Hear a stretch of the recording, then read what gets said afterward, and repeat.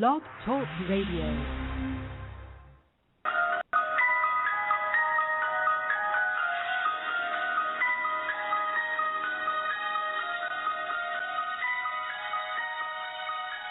Hey, it's Thursday time once again for another live edition of Beyond the Line Radio. I'm Patrick McKenzie along with Drew Wenders. We are your hosts, and we'll be your guides tonight beyond the line. Comments are always welcome.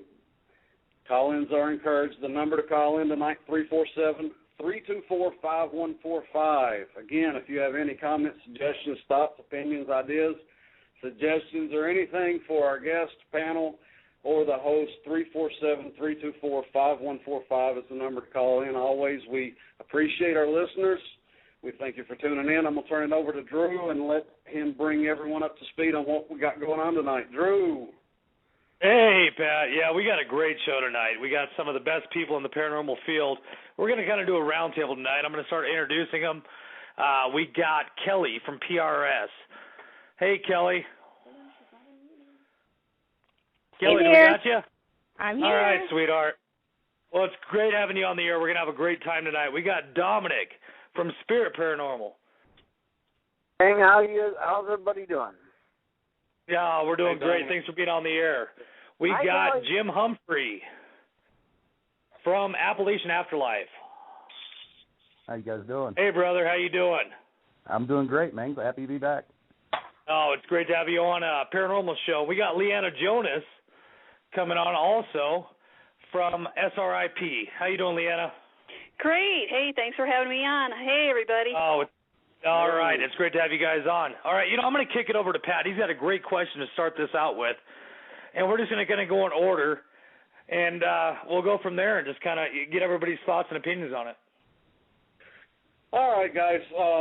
This one was a topic of conversation recently between some of us, Dominic, myself, and Drew, and Kelly as well. We talked about it a little bit. As most of our listeners are aware, and a lot of people are aware, coming up in June, we have a unprecedented investigation with a large group of people. We've got somewhere in the neighborhood of 20 people representing about 5 different paranormal teams across the country. That's going to be meeting in June to do an investigation at Bobby Mackey's, which is very widely known and held in high regard as being a very active haunted spot in the U.S. The question and the concern come up. We were talking amongst ourselves a little bit about doing this, and I don't want to go too much into our personal conversations, but the general idea being discussed was actually doing something of this nature. A lot of us have recommended for people not to do these investigations time and time again. We've recommended people not to go out thrill seeking, and we've constantly stated that we do this in hopes of furthering paranormal research and helping others. And there's been some very valid points on the topic been made. And Dominic, let's start with you. If you'll share your thoughts and opinions on the subject with us. Well, I personally, I believe that it's a great opportunity. Of course, all the teams that in the National Paranormal Alliance and elsewhere, most teams are client based, and our first duty is to help the client. But when you get a chance to research this, it's kind of like if you look at us as scientists, okay, and trying to further our knowledge in the field. It's almost like an archaeologist being told, okay, you can go over to Egypt and go through the Great Pyramids, and it's going to further your knowledge. Now, I wouldn't recommend this for a novice or somebody that does not feel comfortable doing something like this. because you're really going to have your protections up, and you're going to really have to watch yourself. But, I'm not necessarily sold on it as being as demonic as people say. I had, oh, God, I can't think of her name. She runs the place. I've had her on my show, and I've talked to her personally. Wanda there, Dom. Yeah, okay, thank you. And she, she's been doing this for many, many years and spends 6 nights a week there. And she tells me on Saturday nights in the bar area, they have 1,000 people walk through the bar during that night. During Saturday night to just party, and it's like that every Saturday night. And she's already said that she told me that the Ghost Adventures crew would not be allowed back there because of the way they portrayed it on their show as being so demonic and everything like that. And so I understand people's hesitation, and I respect that, and I respect the fact that people, but I don't look at this as thrill seeking. I look at this as a chance to sit there and investigate and a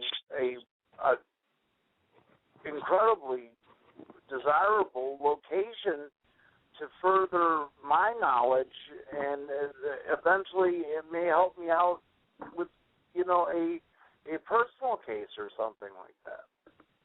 I agree, Dominic, and you brought up some very valid points there. And one of the concerns voiced is perhaps, and taking Bobby Mackey's aside, I mean, you've got places like Tala, I was thinking Metallica. I was singing in my head. We've got Tala, the Axe Murder House. You've got Waverly.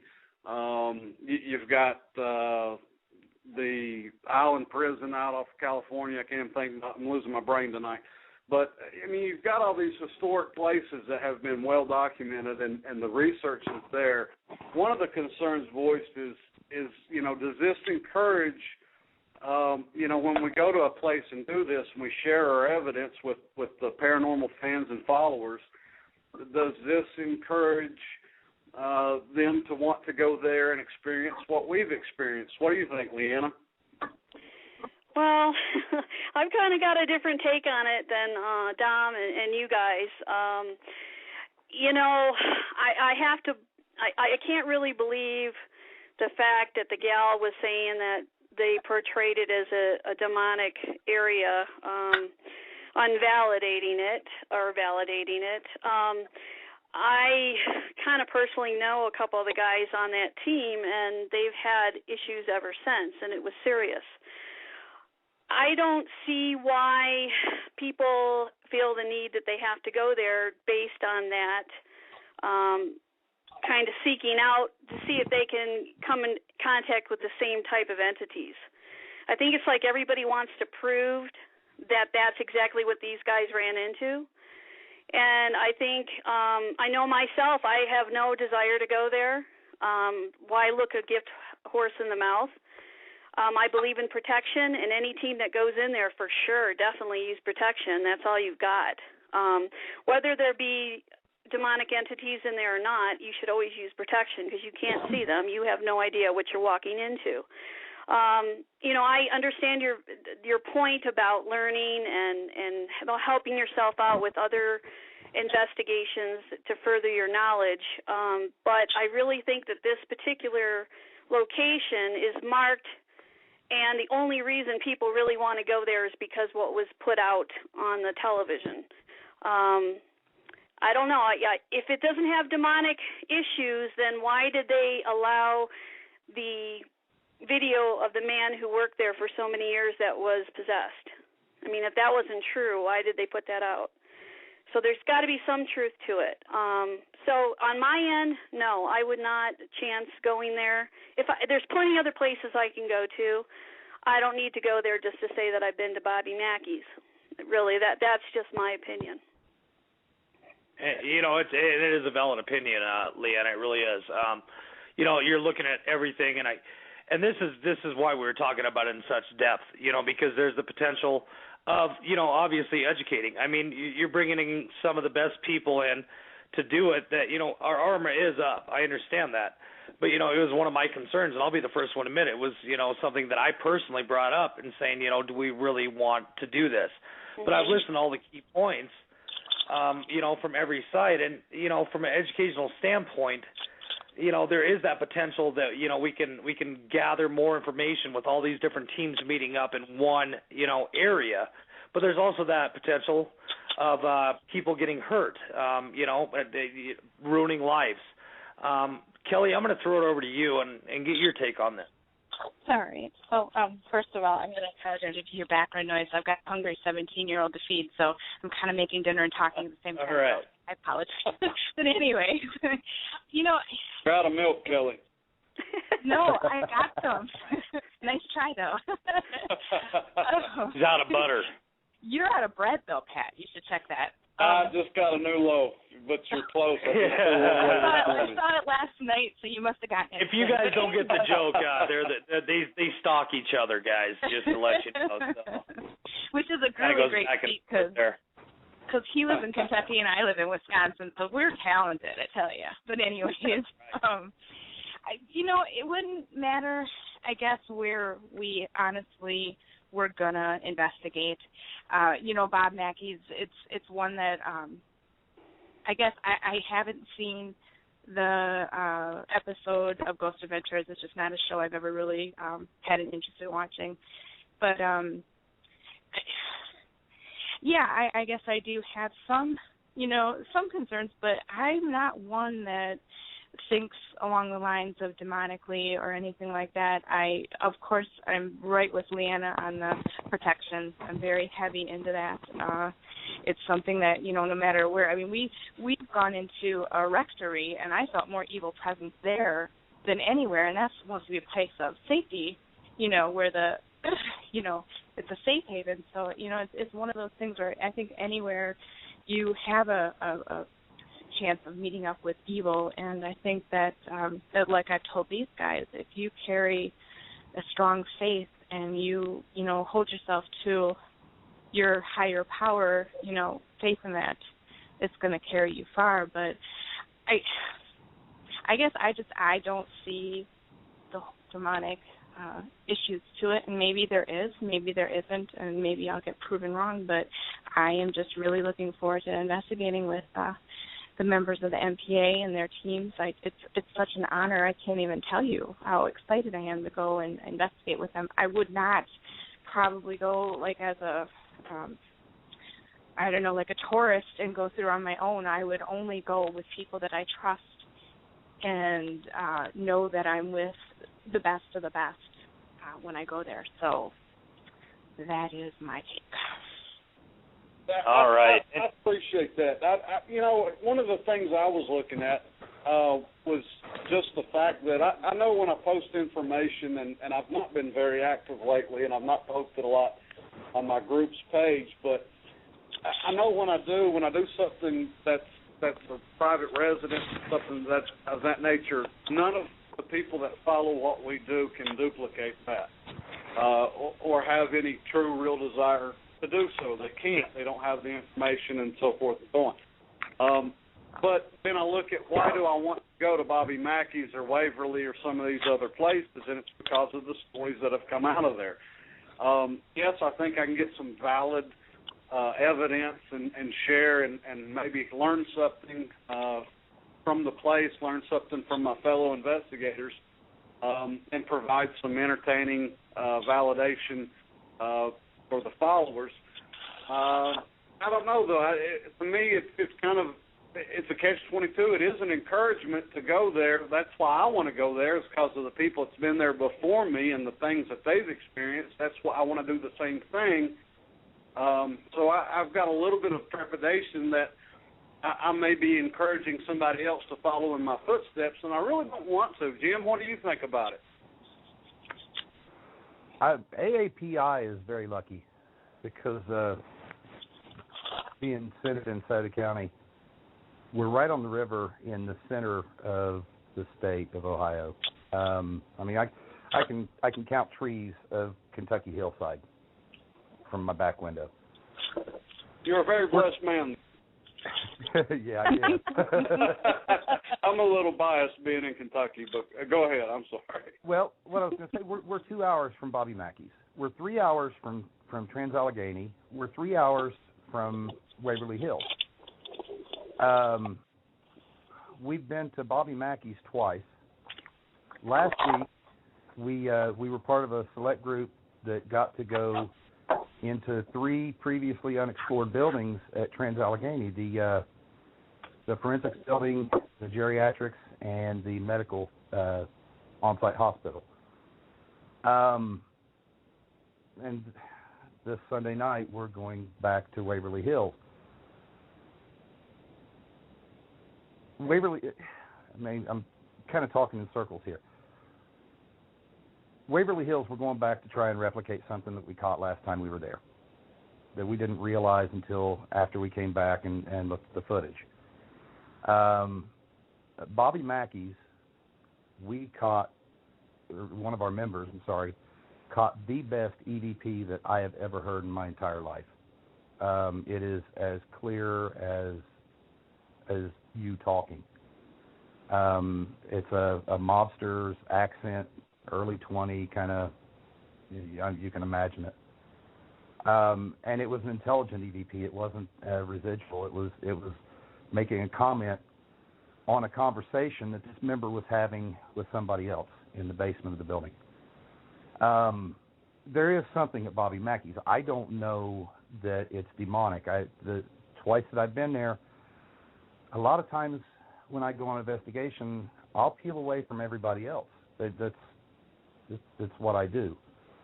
And I'll try and just sit quietly and read the environment. I've never felt anything really negative there. I did get scratched from there, but it wasn't in the well. It was actually up above the stage, which is where Johanna is supposed to hang out. I don't know why that happened, but I didn't feel threatened when that happened. It just, I didn't even realize it happened until the next morning. I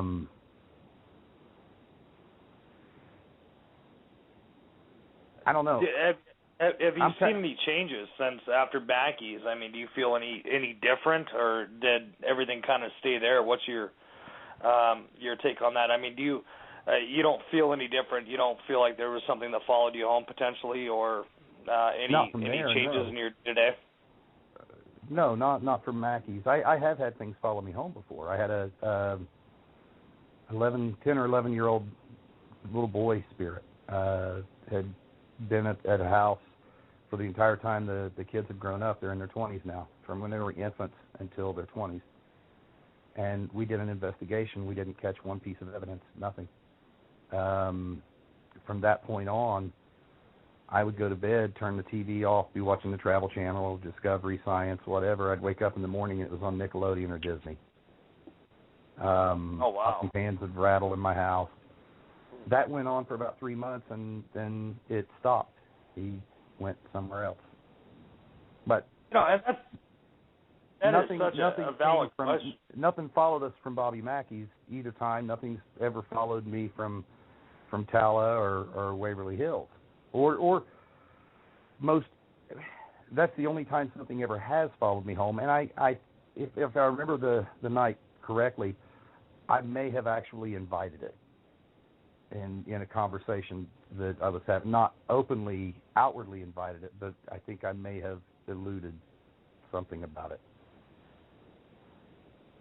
Oh, wow. Point.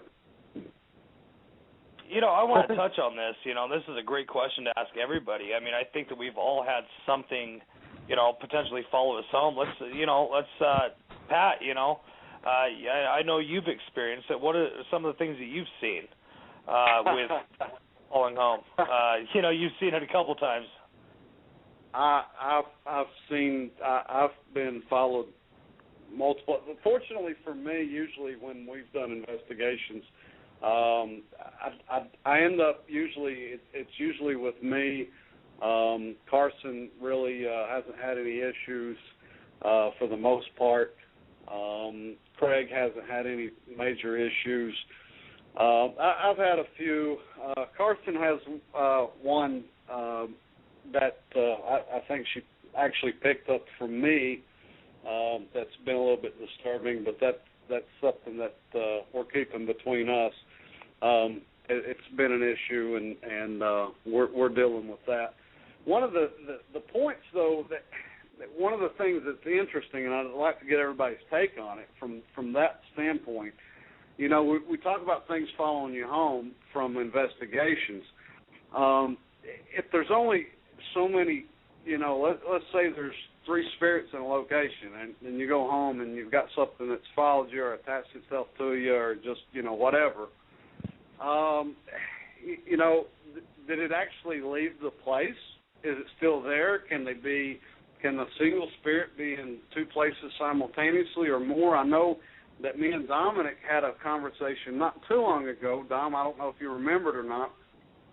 You were looking into a couple of investigations or had some information on them, and I won't, you know, disclose what was going on, but it was seemingly to me, if I remember it correctly, there were people in different areas experiencing exactly the same thing at the exact same time, and it almost seemed as if the exact same entity was causing this. Do you remember that conversation, Dom? Or? Yeah, I do, and I have. We set up. We had investigations at one, and then a group that we work with sometimes, and or a gentleman that we work with sometimes, who's very, very good at what he does. Took another one that because we had the calls came right by each other. Actually, I think one was more of a mental issue, and that was happening, and there was definitely something there, and she kept saying she wanted it out of her life and everything like that, but she kept kind of doing things to invite it back. So that was, and she was taking a lot of different medications that could cause hallucinations, things like that. Okay. The other one that the other group investigated was completely different. This woman was being savaged, and it was ridiculous, some of the things they came up with. I don't know if it's the same thing or if, the exact same spirit or not, but I'm not sure if they can do something like that, be in say 10 places at once or something like that. If they are a group of spirits, a group of entities, maybe, are they? If they're intelligent enough to do certain things, they might be intelligent enough to coordinate. You know what I mean? Right. Go ahead. No, go ahead, Dom. I didn't mean to cut you off. The one time something came home with me one time. It was funny. It was when we went through a walkthrough, and we just did a walkthrough of a place, and nothing in there was terribly bad or anything like that. We did our walkthrough, and we set up the time for an investigation. It was 2 weeks down the line, and I came home, and for the next couple of weeks I was feeling kind of, I was a little bit, kind of a jerk to people, and I was just in a foul mood kind of generally, and everything like that. And when we went back to the house to do the investigation, the owner of the house says, "Boy, it's been really quiet since you guys did your walkthrough." So I actually brought home what was there. Right, and I had a similar experience. I did an investigation and really didn't capture any evidence that really amounted to anything. I got home. I was doing evidence review a little bit. I didn't do much of it. I went through some of it, and it was just dry and empty, and I was really, we've all experienced it where we're a little bit happy that we're not catching anything, but also a little bit disappointed at the lack of evidence. But for the entire night, what a sleepless night. My apartment seemed like it had a marching band in it. There was constant thumps and bangs and knocks and footsteps, and it was really quite ridiculous. And of course, nobody was here but me, and nothing. You get up and look around, nothing's fallen, nothing's dropped. It's just noise. And it's really strange, and, maybe it's just myself projecting it, or maybe it was there. Of course, then I talked to the client the following day, and for the first time in weeks, they hadn't experienced anything. So, it makes you wonder. What's your take on it, LeeAnna? Well, I can guarantee all of you and tell you this for sure, because I've experienced it, that I do believe they can, some of them that have more energy and have been around a little bit longer and figured it out, they can go from place to place and travel. And the reason I say that is it'll also be, this is the same investigation that we did for my ghost story. It's a county jail, an 1800s jail. And the gentleman that works there has been working there for 17 years, has basically formed a very tight relationship with the negative entity. We believe it's a murderer that was housed in the jail downstairs. And it's to the point to where he would go in and speak to this entity on a nonstop basis of all his woes. Well, his family has been noticing that this thing has been taking him over more and more, anger issues, personality changes, and they all state that his eyes dilate when this happens. And I figured that out on my own, too, and so did one of my teammates. Now, unfortunately, this entity followed one of my gals home, my teammates, and it started working on her personality also, to where her boyfriend called us up and said, you guys got to come over and help. She's not acting like herself. She's angry. She's just different. And then she also told us that a Chinese screen that was in her family room just lifted up and went across the room. So we went over there and did a heavy cleansing, but he still basically has infiltrated our team. Luckily, he hasn't come home with me, because I'm the strongest one that's been sticking up for him, or sticking up against him. And what's really weird, guys, is this gentleman and I had to go to California to film the show, and he was sitting next to me, and he said he calls him his buddy because he's accepted it, that he's possessed and has an attachment. He said he wants to go with us, and he can. And I said, no, he's not going with us. And he said he really wants to. And I said, all right, let me talk to him. And his eyes changed. They dilated. And I looked at the thing, at him, and I said, you can come on one condition. You need to leave my team alone. You leave my family alone. You leave their family alone. You are not allowed to infiltrate our team anymore. And I'm giving you this pass to go if you want to go. And he said he agreed, and we had the time of our life. But I can actually see the physical change in this man. So it's a scary thing. And I do believe in the town that we frequent, in the mining town in Colorado, that we've run into the same spirits in different locations. So obviously they can rotate. So, and LeeAnna, you just brought up a great point there too. You see it where it seems like you're dealing with the same thing in multiple locations. I've seen it. It seems like it's been on an uprise. Honestly, in the last couple of years, it seems like we keep dealing with the same things over and over again. It's just like, okay, hey, you're back, kind of thing. Kelly, what is your thoughts on all this? It's hard for me because I honestly have never had that kind of experience. I'm either such a pain in the rear end to live with, no one wants to come home with me, or My dad always you're said that Fluffy Bunny. How could nobody want to come home with you? That ain't right.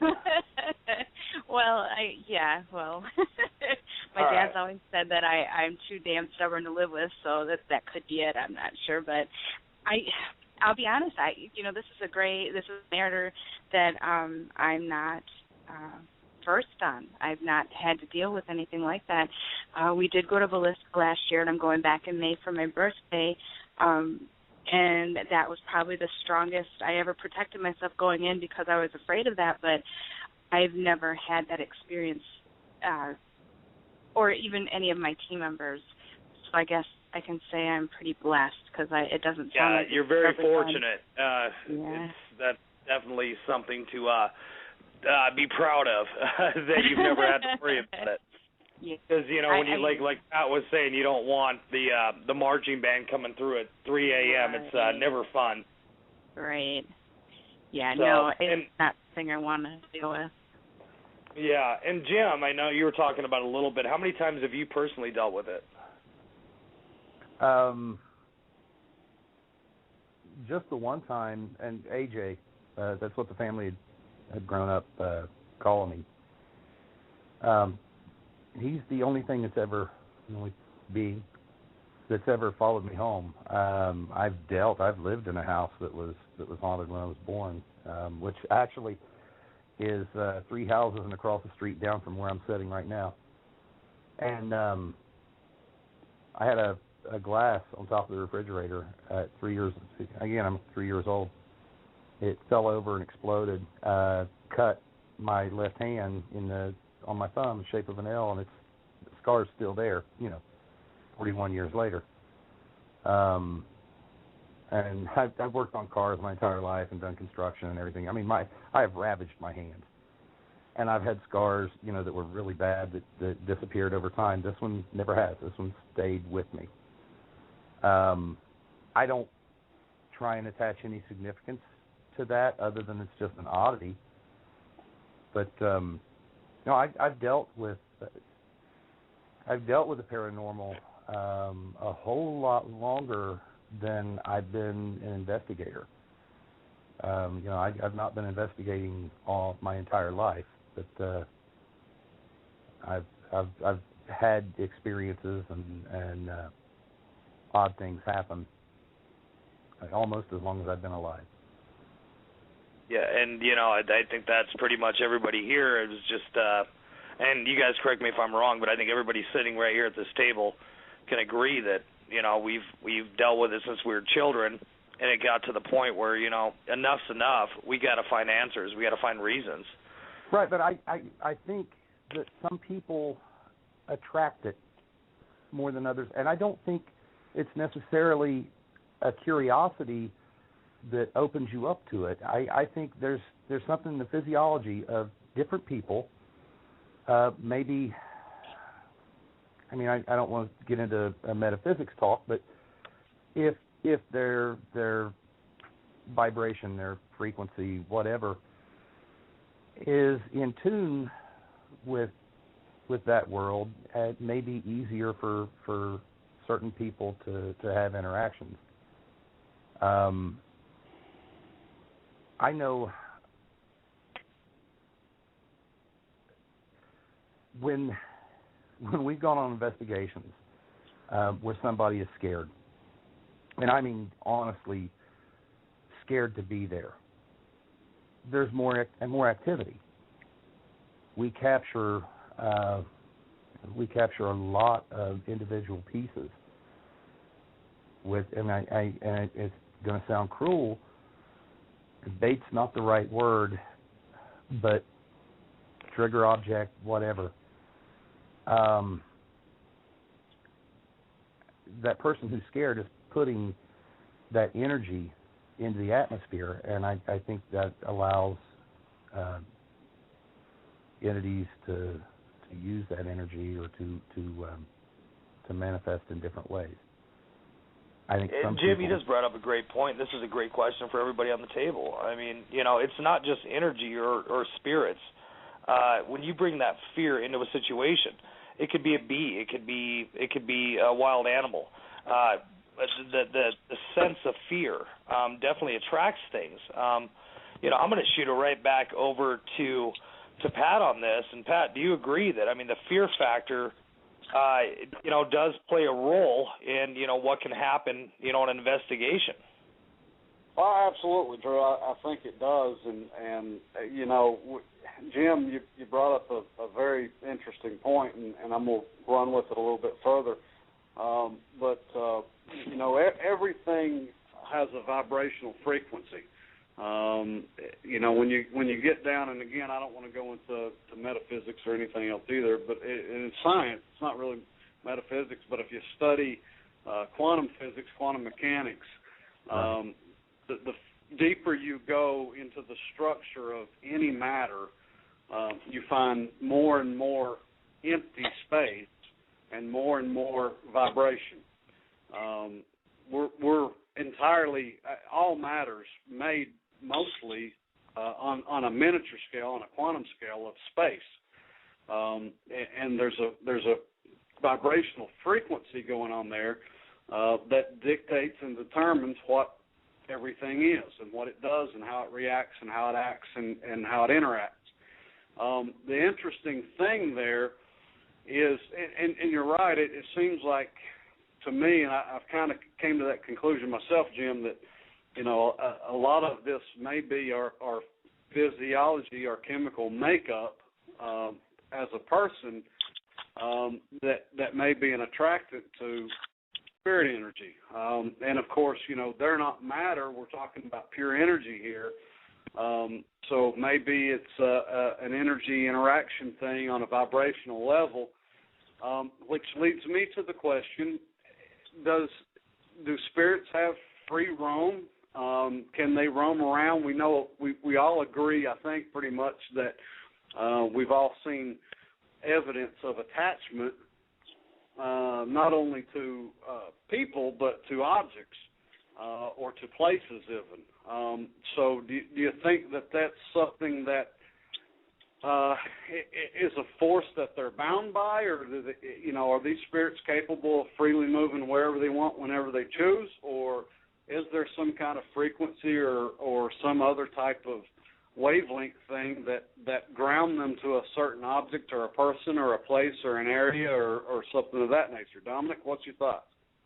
Well, I think that there have been too many instances where similar or almost the exact things have happened around the world. So I believe in some cases spirits are able to probably go wherever they want. I mean, they don't have to, you know, hit up Greyhound or anything like that. But I think what happens is that they're able to move around into different areas and things like that. But I also think that spirit can be a real creature of habit. I think more of the human element of spirits may be attached to a place or a you know, an object more than, you know, something that's a non-human entity where it might pop up at different areas. It's like this. If a house is haunted, say, okay, and it's haunted by one of its ex-owners, okay, and somebody buys it and moves the house 5 miles down the road, is the spirit going to go with the house, or is it going to stay with the land? Right. You know what I mean? And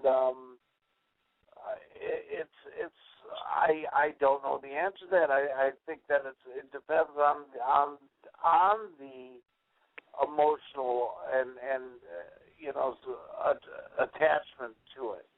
And when you were bringing up fear before about that, I wanted to say something to you. You got to remember when your fear pulses through your body, it changes everything. It changes your temperature, changes your vibration, because you know what's one of the things that happens when somebody is really scared, they shake. You know, so it's obviously ramping them up in different ways. that could be an attractant to spirits and or different types of entities. And I'm really gonna hate to do this, but Patrick and Drew, I've been sick the past couple days, and I'm just about done in, and I'm going to have to bid you guys adieu. But I want you to think about that, because I like the idea about that. If a house is haunted and you move it, does the spirit stay with the house, or is it going to stay with the land? We're going to continue with that, Dom, and I know you've been sick, and you and I both greatly appreciate you coming on the air. I know you didn't really feel up to it, and we'll have you back on again. Oh yeah, and it's good talking to you, LeeAnna and Kelly and Jim. I mean, that's you guys are all almost like heroes of mine, because you guys all are very, very knowledgeable in what you do and everything like that, and we appreciate everything you guys do, and have a good evening, everybody. We appreciate Dominic, you get too, yourself Dom. better. Keep us posted. Okay. Hope you feel better, Dom. All right, thank you. All right. Bye. Bye. All right. Hey, you guys, he's calling a little late, but that's okay. We got Mr. Gary Price. How you doing, Gary? Hey, I'm doing good. How you guys doing? I'm sorry about dropping. Doing good. Glad you're doing this, Gary. Gary, I'm going to go ahead and put you on the spot. Have you been able to hear the last few minutes of conversation? Just, probably the last minute and a half or so. Okay, well, we've been talking about spirit attachment and vibrational fields and everything, and Dominic just posed a very interesting question, and I shamefully and embarrassingly, I've really never thought of it. I've never heard of it happening in actuality, so we'll have to go on a hypothetical unless somebody knows of an actual case. But he posed the question, if you've got a haunted house and you uproot the house and move it 5 miles away, is the house still haunted, or does the entity stay with the land?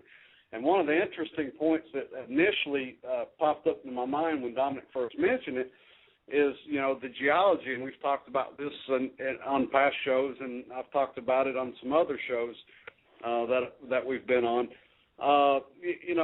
What is the factor? And I don't know if anybody's got an answer for it or has experienced it, but the original question was, can spirits roam freely, or is there something vibrationally or some other unknown factor that attracts them to a certain location or a certain person or a certain object and kind of constricts their movement to a certain amount of finite space? What's your take on that, Gary?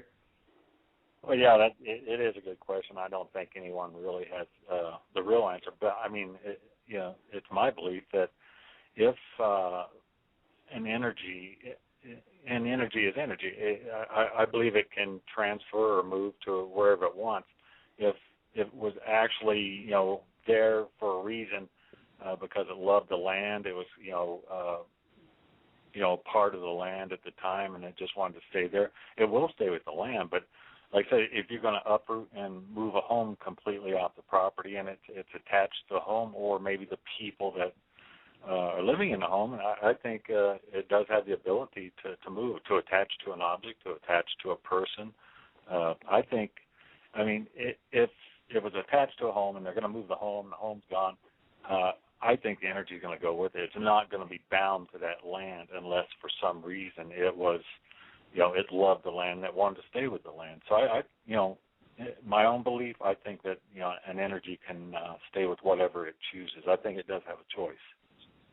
The closest example I have of that is that we did an investigation with my team where we found that it wasn't a really old home. I think it was, I forget how old it was, but it was, it wasn't, it was in the last 40, 50 years or so.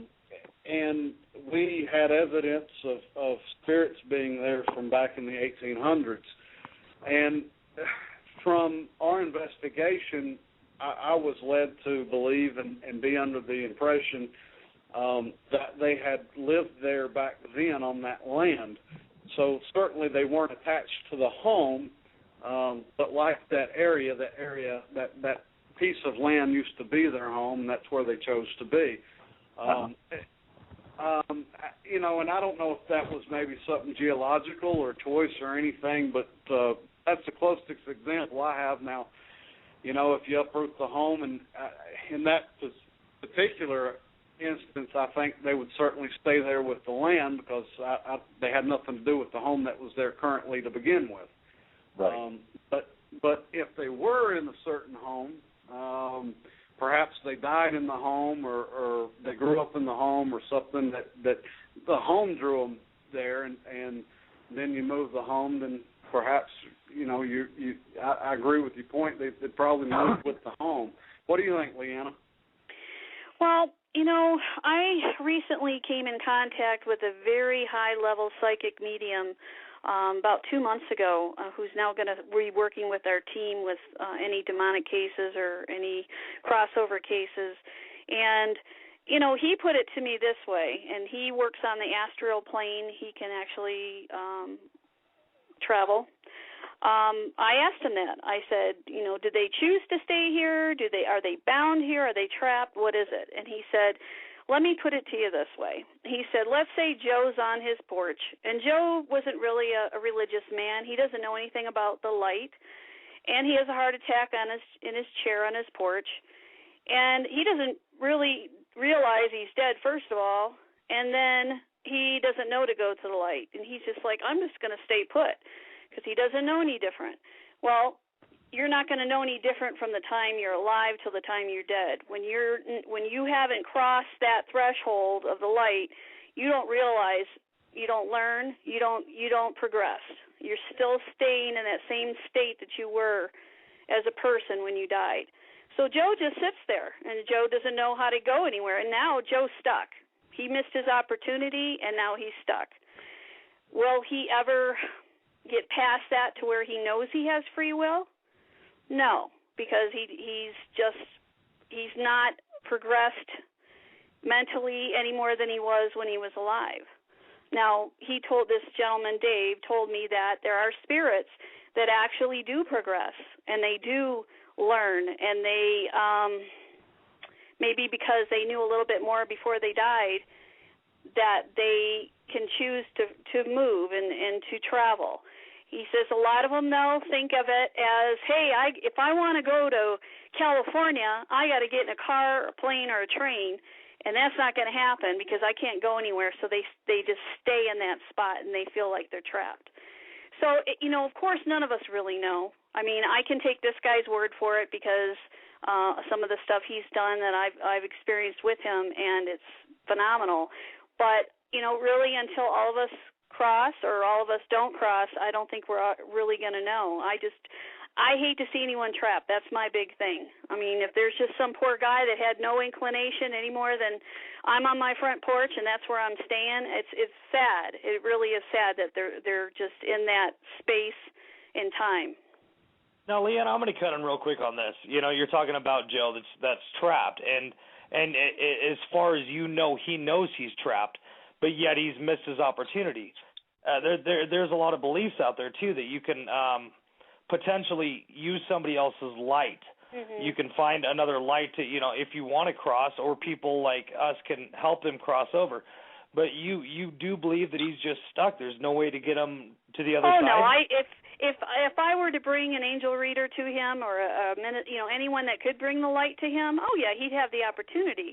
But if he doesn't come across an investigator or somebody of that, a sensitive or psychic that could actually help him and communicate with him and tell him to go to the light, no, if no one brings the light to him, I don't believe that he can go anywhere. But if somebody does, sure, why not?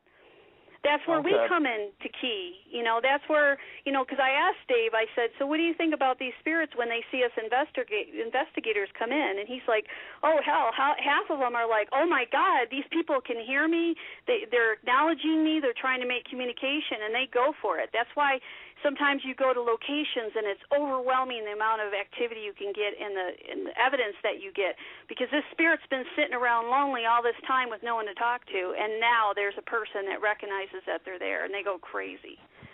So it's really neat to be, I've talked to this man in depth about things, and it's kind of changed my mind about certain things, the way I look at it, just because it kind of makes sense, actually. Yeah, I agree. And Kelly, what are your thoughts? What do you think? Well, that's very, very interesting, because I guess I've always just been under the impression that when we die, that's when we find out this stuff.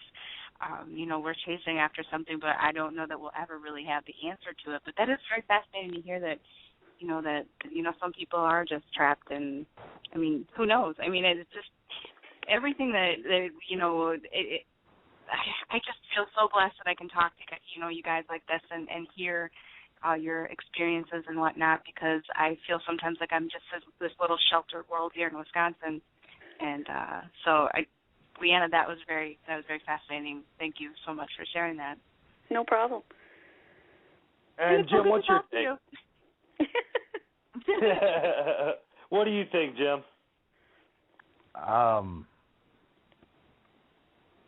Man, I don't know. That came up in a case recently. It's a house that was destroyed by a tree, and the homeowner had been taking pictures of the damage, and has a couple pictures that have a face and pixelation, but the face shows up a couple times, and it has horns both times. And this guy's, he's freaked out. He was talking with his family, and the daughter had mentioned that she hadn't felt right in that house for the past year. That there was something that just felt menacing to her in the house, but didn't have any examples, just couldn't put a finger on it. And the question was asked to me, he wants us to go out and investigate it, which absolutely I want to. But he's already conditioned us that if we find something, he's going to tear the house down and rebuild a new one. And wow. That was a third party brought that question up. Well, if something's there and the house gets torn down and he builds new on that property, isn't it still going to be there? I don't know. I didn't know. I don't have that answer. There's one expensive way to find out. We're not ready for that yet. Jim, I'm sure everybody else has too. We've all heard this, before in reports that, I'm having problems in my home. It's haunted, so forth and so on. I'm ready to move, and of course, my first thought is, well, that's not going to help you. Potentially. Not if it's attracted to the person. Absolutely. Exactly. And that's the thing. And even if it's a chair in their family room, right. Who knows why it's there? And without the investigation, you might not ever find out, and you might not even find out for sure definitively after the investigation. We can only hope. But it's something to really consider. I hear that. I've heard that so many times. I'm ready to move, and of course, well, let's start with an investigation before we start packing and shipping our spirit somewhere else. Which brings me to my next question to Mr. Price. We've talked about cleansings and different things. I've seen and read and heard so many different reports on cleansings and crossings and everything. It seems to be, people that's convicted to one particular religion or another. I've seen even groups that weren't or might have been, just to throw out terms, I'm not picking on any one religion or against another. I'm just kind of throwing them out there just for ease of talk. But let's say a group was heavily Catholic and went into a Jewish home and because of the Jewish faith, they brought in a rabbi to do a cleansing, and it worked fine. Gary, do you think religion has anything to do with it? Do you think it's choice of the spirit? Do you think it's attitude of the homeowner or the investigators? And if we do a successful cleansing, where do you think these spirits go? Do they move down the street, the house next door, or is there, is there a place that they have to go to? And I'm, talking human spirit, inhuman spirit, what have you. What's your thoughts? Right. Oh, wow, that's a hard one. As far as cleansings are involved, I mean, myself, I will never assist in a cleansing because I'd be number one, I'd be afraid I can make a situation worse. I've read up on all the different rituals or whatever, but I would put them in contact with a professional, that someone that's either been trained in it or is of the church or of their religious faith. But I mean, if you look at it, God, there's really no guarantee. Myself, cleansings. I mean, I'm sure there are people out there that can help somebody move on. And as far as move on, maybe guide them into the light.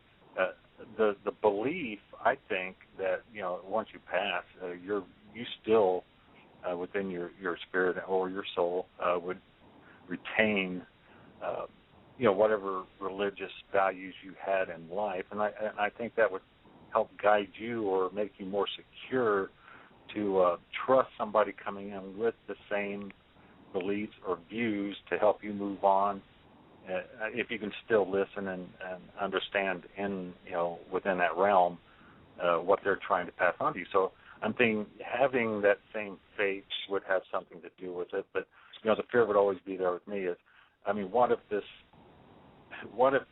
that spirit or that energy is being forced to stay there by something not so nice, something that wasn't human, or being imprisoned there, and then the chance of causing a lot more hurt than good.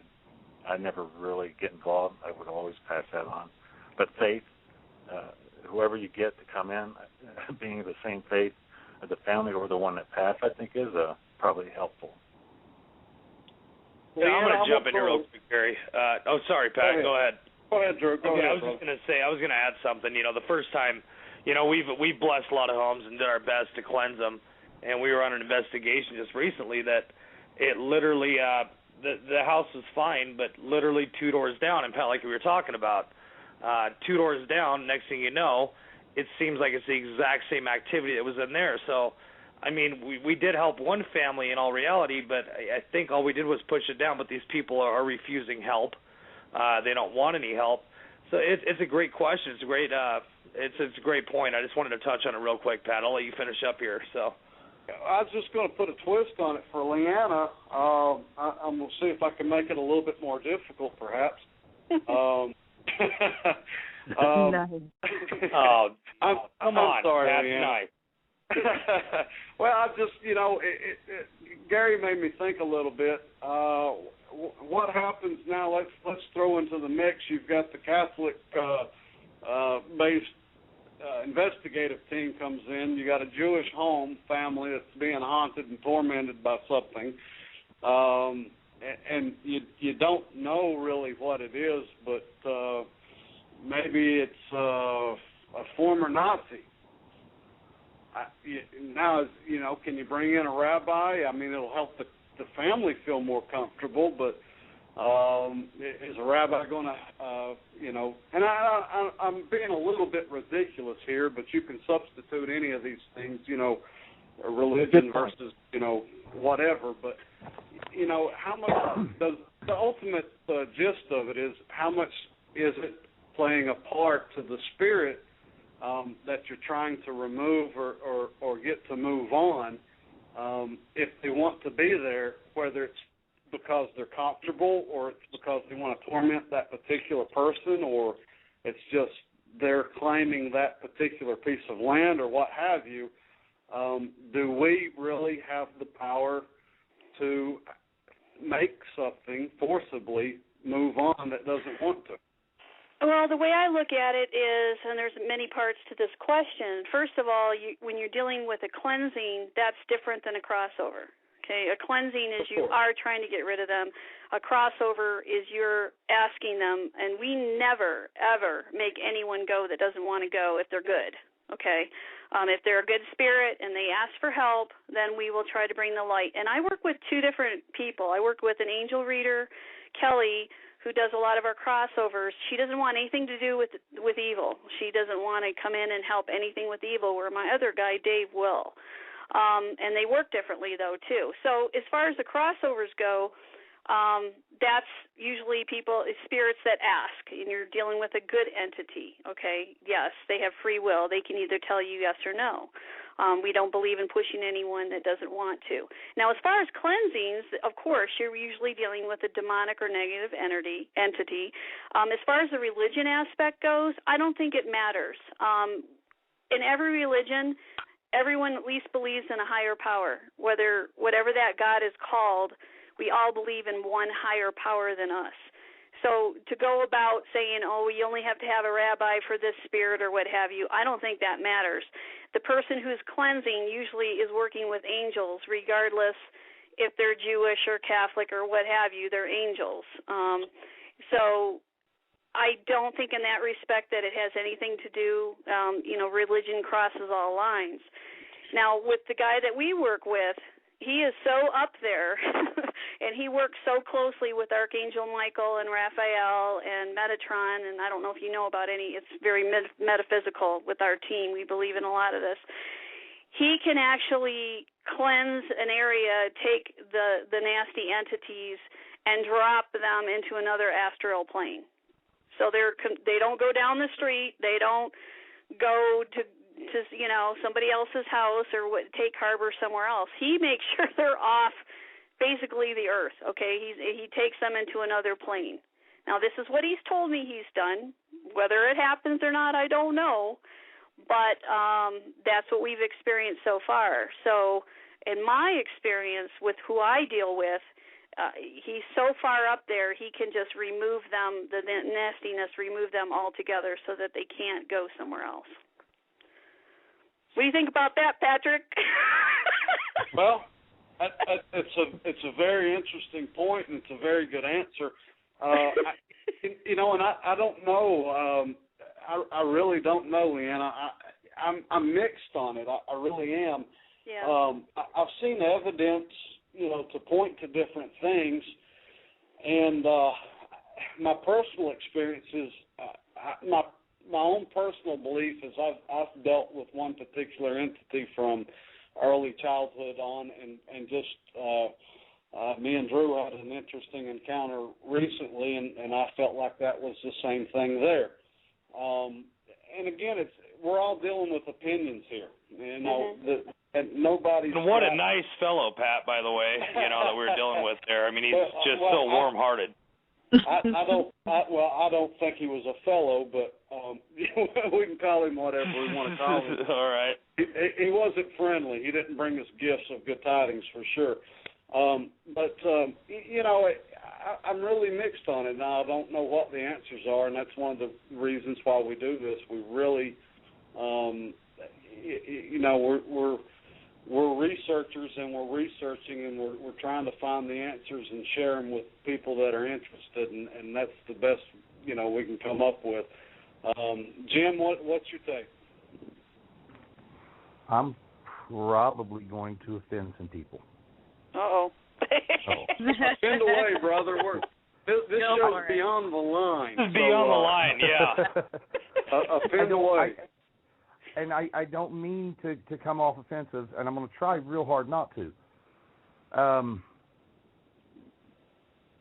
I believe entirely in a supreme being.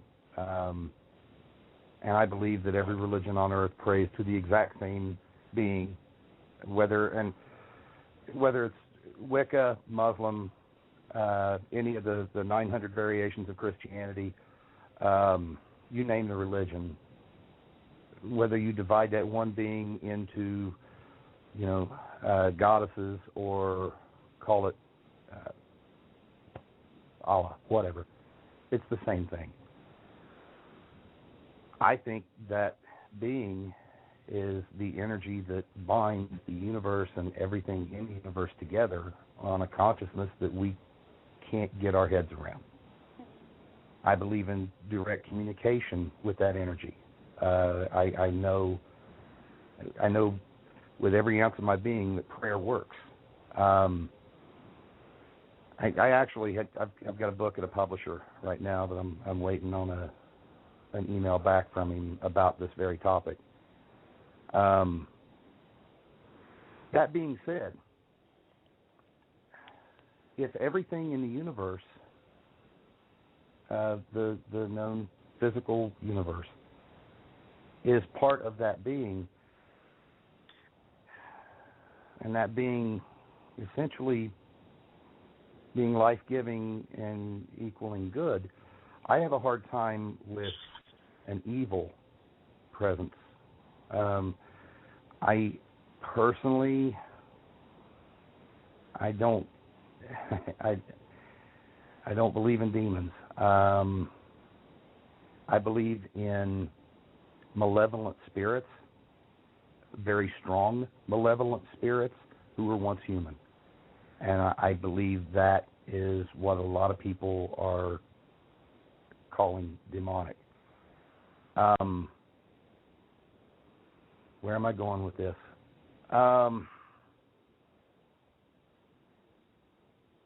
Crossing over the light is your soul joining back in with the oneness of the universe, the creator, God, whatever you want to call it. Our soul is a living energy that we get when we're created. That is a gift of Creator to us to do with whatever we deem. That's our free will.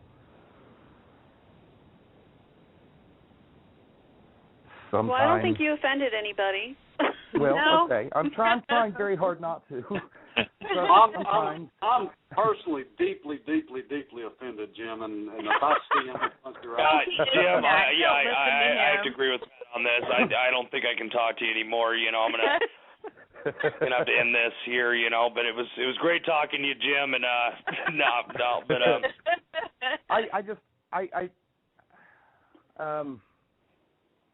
I think it's a whole lot more simple than demons and angels, and whether a spirit can stay with the house or move with the house or stay with the land.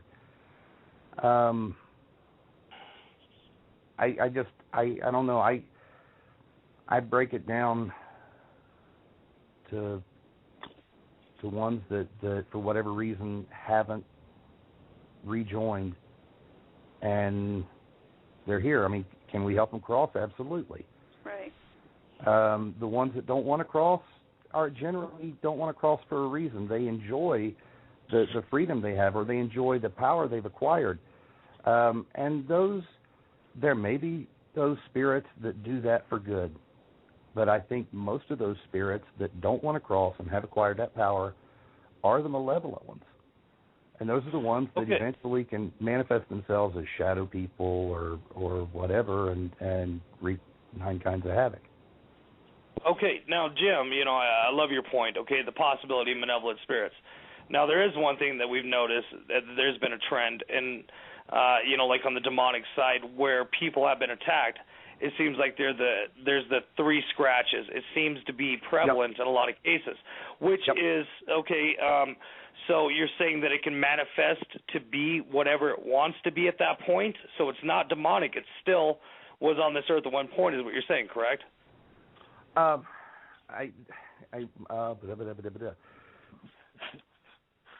Yeah, that would have been my question too. I mean, are you saying that? Well, I might have misunderstood it. Are you saying that there's nothing demonic? It's only a human spirit that was, evil in life is, of course, going to be evil on the other side. Are you saying there's nothing demonic that's in the other realm? Is that what you're saying? Yeah. The demonic does not fit into my paradigm. Okay.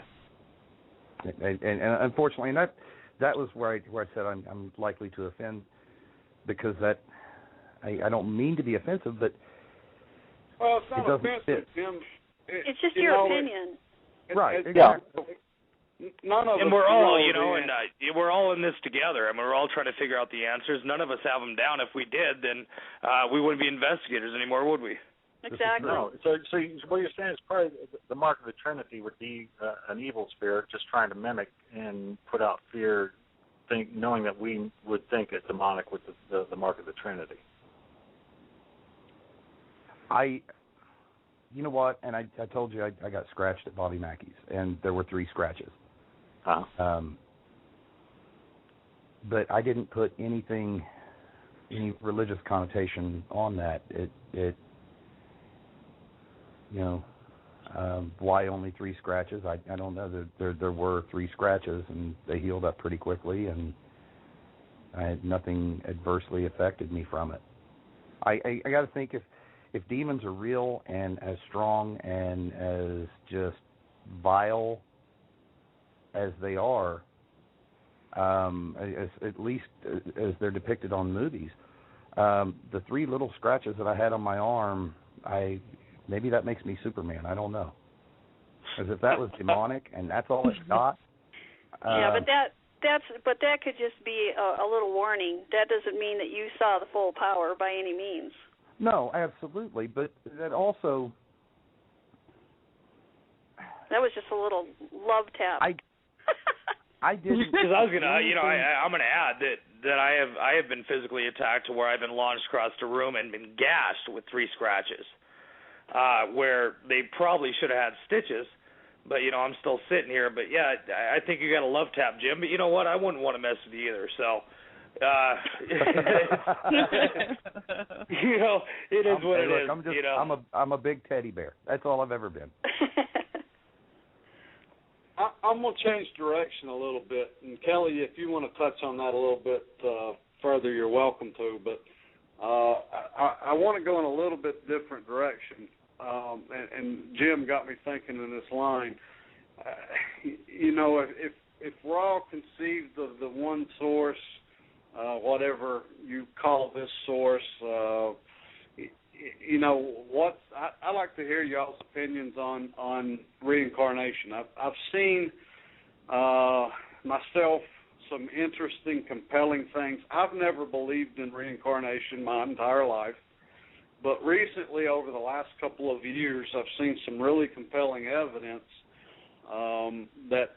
And I had, throughout the years, but I kind of dismissed it maybe blindly and didn't look into it very seriously like I do more so now. I'm still mixed on it. I'm not sold one way or another.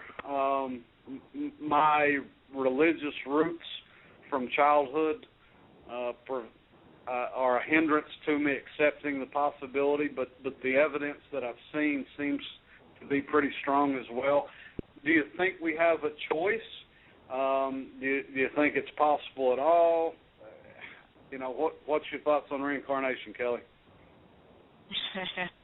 Well, I'm like you, Patrick. I grew up very strong faith. My particular one was Catholic, and so I guess I'm torn because at this point in time I'm not Catholic. And the spirituality path that I've chosen believes in reincarnation. So it's kind of one of those forces within me that fights whenever I really think about it. But I'm kind of I'm on the fence. I'm like you. There's evidence that points towards it. There's just some things out there that it's just too much to be coincidental. But it's a constant struggle within me because of that upbringing that I had and, my current path. So I guess I could say I'm on the fence. The last story I saw was of a little boy who from birth constantly fascinated with airplanes.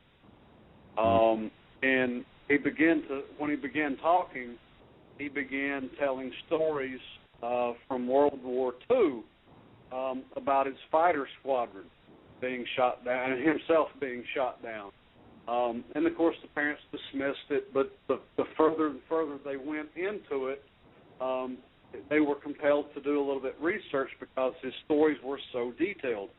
And finally, they were asking him, he was talking about his buddies and this and that, and he was given full names, and they did research, and they found one particular person that matched his story, and his comrades, his fellow fighter squadron members, had some of these names. They were able to pull up names and dates and certain facts, and this is all from a small boy. Of course, the whole thing could have all been hoaxed, but it'd be pretty elaborate, and they've gained nothing from it. I don't know. It was really a compelling story, but still, again, I'm confused. Gary, I'm going to kick it over to you and get your thoughts. I agree with Kelly a lot on this one. There's a lot of examples out there that would lead you to sort of believe in. I mean, as far as what you just said, and then, also I think deja vu maybe plays a big part, and maybe reincarnation. But, not knowing a whole lot about it, I would not think that if I were to pass, I would not be the one making the choice of, okay, I want to come back, but this is where I want to go, this is who I want to be, this is the physical shell I want to take over. I would think there's got to be some sort of a higher power, as Jim stated earlier, that would make that choice to bring you back to be reincarnated, to try to achieve something different. So it's really hard. Fair enough. Makes sense? LeeAnna? Yes. Yep. I definitely want to talk about this. I am very open-minded when it comes to religion. I grew up Christian, but I'm very open-minded because of what I've experienced as a child with the other side. I believe that you do come back, and the reason you come back is to better yourself. We're all on a journey. The universe and God does control everything, but the universe wants to teach you. I believe that when you are in heaven, they come to you and say, all right, if you want to go back, this is what is going to happen. You don't get a choice. They tell you. You're going to die at 13 by getting hit by a car. You're going to commit suicide. You're going to do this. You're going to do that. Now, you can make choices when you come back to change that path, but you still have to make those choices. But there is pretty much a destiny that's written out for you. And you are to come back many times as you want, but these are the conditions. Now, of course, when you come down, you don't remember that. But some of that does seep through. Why do you think people have phobias? It's either something that they've experienced as a child that was traumatic, or it was from a past life that's leaking through. I myself am so afraid of drowning and being on ships. And I was told that I drowned multiple times on boats as a fisherman in my past lives. So that would make sense. I totally believe that we're here to better ourselves, and we do come back. And God does have a hand in that. So it's not, I don't think it's going against Christian religion whatsoever. But it's just all about, that's where karma comes into play. And I believe with deja vu that is the reminder when you say, well, I've seen this before, you probably either have or you're on that path, because they lay it all out for you before you come down. And then, of course, it's kind of like Men in Black where they erase it. And, you find people that even go through they're hypnotized, and they can tap in to those past memories, because those memories still stick with you whether you can get to them or not, because that's who you are. You just keep on building on that to better yourself. Let me follow up real quick on that. Do you think that all the people on the planet currently have always been here? Do you think there's new life created, or do you think it's just all a recycle? Good question. I think it's a recycle, but I do believe that there are some very newbie spirits or souls. Not that they're brand new, but maybe they've never chose to come back, so they haven't had that experience.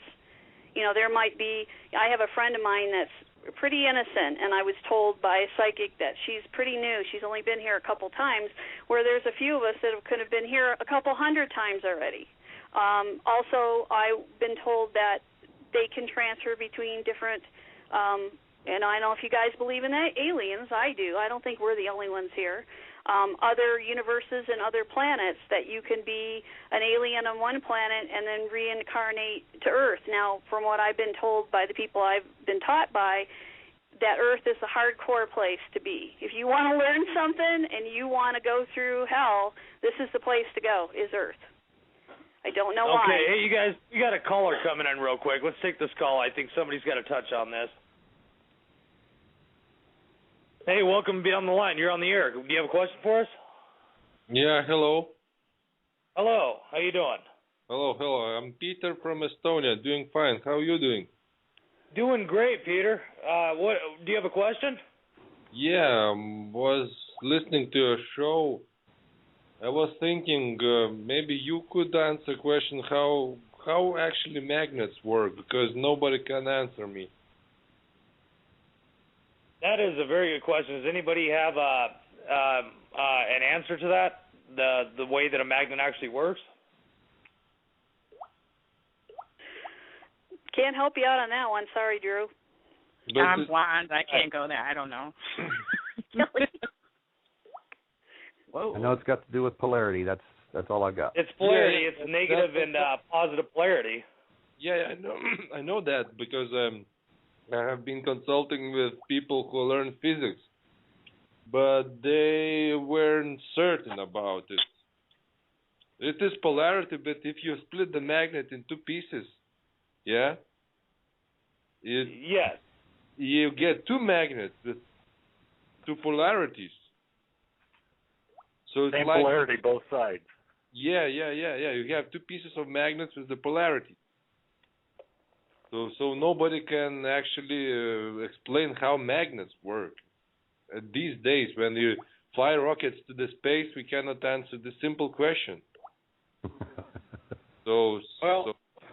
You stumped our panel for sure. Well, you did. We got another caller. Maybe they can help us out with this one here. Let's get them on the line. Welcome to Be on the Line. Do you have a question or an answer to the question here? Hello? Hello, yeah, welcome to Be on the Line. Oh, yeah, wait, what was the question? I just joined. Oh, okay, well, what was your question, partner? My question? Yes. Oh, well, my question was, who was the hash-slinging slasher? Wow, okay, all right, we're gonna... All right. Well, thank you for your call. This is Wow. All right. You guys should call in. That was a great call. Well, we just I have no idea what's happening on our board, but it makes for a good laugh. I mean, that's definitely Be on the Line. That's right. Absolutely. I want to ask Call our from producer. a story about magnets, and I don't know the other area code on the other phone call that we had. But I've got to ask the producer who's screening the phone calls. We're gonna have to start working a little harder on this. We got more guests in the chat room than we can count. This is a big show, guys, and we got 7 minutes. So let's get some final thoughts. To answer his question, it wasn't about somebody about the flasher there. I have no idea. Jack the Flasher, ash slinging flasher, ass slinging. He's the Ripper's second cousin, I think. Hey, can I make a point real quick? Magnets are a beautiful rock that sticks together. George Bush did it. Blaming George Bush. Oh my God. I'm crying. I'll tell you what, you guys. You know what? But like I said, we are just completely swamped in the call room, and I'm afraid to screen any more calls. Here we got another call coming in real quick. Let's just have fun here. We got 6 minutes. Okay. Absolutely. Welcome to Be on the Line. What's your question? Hello, you're on the air. What? You're on the air. Do you have a question for us? Jeez, again? Niggers tongue my anus. Goodbye. Nice. Holy crap, dude. Quit taking calls. We are going to quit taking calls. Wow. Okay. Our producer's fired. Yes. Well, Wow. okay, you got everybody I have tears in my eyes. I know. This is completely wild. Well, thank you for your call, and goodbye to you two also there, and we'll make sure you don't get a call back in. But now, make sure we record that number. Yes, we are going to make sure that that person is blocked. So he's not intelligent enough to have too many numbers. So. Oh my gosh! Yeah, wow. No okay, kidding. so we I don't even know where to go. We got like 5 minutes. You're dumbfounded. We lost. Well, hey, I feel like we're on the Howard Stern show or something at this point. I want to clear. And let's put in the lesbian midgets and just call it a show, And wow. John's missing out. Hey, certainly gone beyond the line tonight, and then some. Definitely gone beyond the line tonight, you guys. And we're gonna start trying to screen calls a little bit better from now on here. Wow. This show's gonna go down in history, though. I got some of my best friends on the air with me right now, and we got some interesting questions. We got 4 minutes. Absolutely. Any final thoughts on? I've lost total track of anything that we were talking about at this point, to be honest. We were talking about reincarnation. On the line. Ellie, what do you think about all this? I think this is probably the most fun I've had on air. I just think we were getting a little too serious for the audience, I bet, and that they had to lighten it up. So. I got a good question real quick, and we'll go around really quick. What's your favorite piece of equipment that is excellent, that works with your team the best in the areas that you are investigating? Perfect, Gary, shoot. Well, I don't know, probably my anal licking magnet. Yeah. I'm Gary. I mean, that was anuses, huh? All right. Yeah, and this guy keeps calling in. I don't know why he keeps trying to call into the show. I don't understand. All right, so the anal licking magnet, yes, definitely a great tool. Voice recorder, I've got to go with that. Voice recorder, I agree. That's one of your key things. Yeah, we're going to go voice recorder, too. That's definitely on my side. Pat, what about you there, brother? I've got to go with the voice recorder. All right. Can I add one more? Okay, and LeeAnna? No, the Ovilus is huge for us. For some reason, where we go, that they can manipulate it really easily, and they can almost talk sentences out of it. And I just want to plug this for Mr. Chappell. He's putting out a new unit that actually has EMF reader inside the unit, the display, and the Ovilus all in one unit. So you're not holding all these different pieces of equipment. So you guys might want to check that out. All right. Okay, and Jim, what do you think? I agree. The Ovilus and the SB7. The SB7 is something I want to learn more about. That's something I'm going to add to the team. The voice boxes. I got to tell you, Drew, I recommend you getting one. I enjoy mine, and I don't know about it being a great investigation tool or not. I'm still learning and experiencing with it, experimenting with it, but it's definitely an interesting tool, and I've used it with some really neat results. So. The one thing about the SB7, though, is you have to, it weeds out a lot of the static, but if you're in a very populated area, you're going to pick up stations. Even though that they circulate in a quick speed, it's going to be hard because you're going to be picking up bits and pieces. If you're out... I'm sorry, LeeAnna, I don't mean to cut you off. I agree with you. We're running out of time. What do you think? Speaking of all the... Yeah, go ahead there, Pat, but I was going to say, we're almost out of time. Go ahead real quick. Real quick, what's the difference between an SB7 picking up radio stations and pre-programmed words in the Ovilus? Well, it's free will of the spirit to be able to have their actual voice and words come over, whereas the Ovilus, there's a computer bank of certain words that will only come out. If you're lucky, it'll work on phonically where they can actually talk. So that's where the difference is. You're actually communicating on their level to where they can speak through the channels in their own voice, where the Ovilus is computer generated and has its own bank of words. We had the F-bomb come through our Ovilus. And it's that's fantastic. Yeah, it's not in that word bank. Yeah, that's great when that happens. We've had names come through like that, too. Right. Good information. Okay, you guys. Hey, everybody, thank you so much for being on the show. Jim, LeeAnna, Kelly, Gary, can't thank you guys enough. We are just out of time. It's been one of those shows. We definitely wouldn't be on the line tonight. Thank you guys all for being on. Next week we got Deb and Mark Constantino are going to are going to be on the show next week. Awesome. We will see you guys next week, and thanks for tuning in to Be on the Line. And next time, you guys call in with some better questions. We appreciate it. You guys have a great night. Thanks.